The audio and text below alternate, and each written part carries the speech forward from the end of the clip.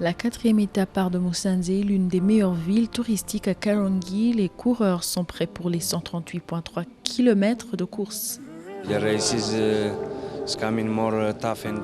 La course va devenir de plus en plus difficile dans les jours à venir.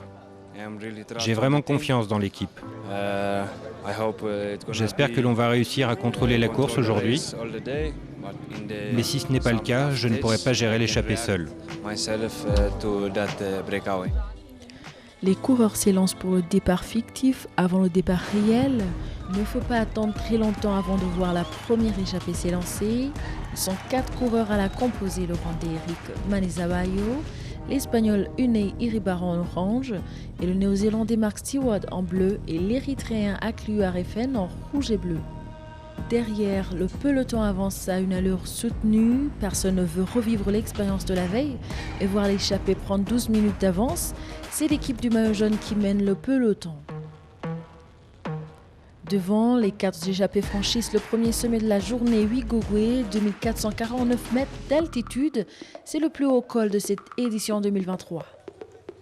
Les 4 hommes de tête collaborent bien. Ils traversent les plantations de thé qui offrent un spectacle magnifique, mais qu'ils n'ont pas le temps d'admirer.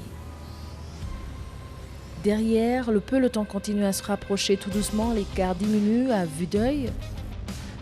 C'est alors que les premières gouttes de pluie apparaissent. Eric Manizabayo, victime d'une chute la veille, perd tous ses moyens, on ne le reverra plus. Il laisse partir ses 3 autres compagnons d'échappée, il sera happé par le peloton quelques kilomètres plus loin. Les 3 échappés restent prudents sur une route évidemment très glissante jusqu'à ce que le soleil revienne avec des routes un peu plus sèches et plus praticables. Une autre ascension continue à user les organismes. On remarque la différence de style. Les 3 échappés ont un coup de pédale moins fluide. On assiste alors à une attaque de 3 coureurs de Total Energy et Chris Froome. Au moment où ils reviennent sur les échappées, le quadruple vainqueur de Tour de France lâche prise.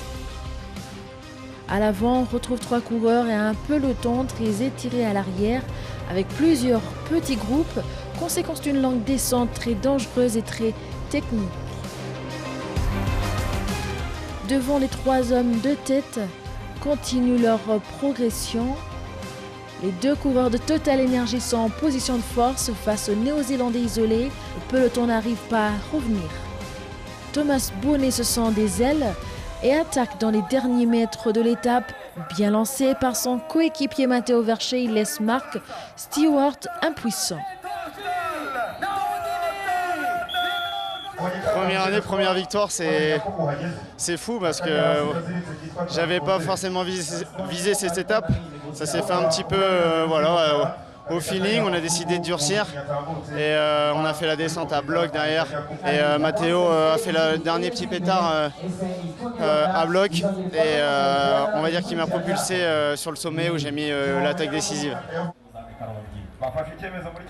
Après cette victoire, Thomas Bonnet s'empare du maillot jaune.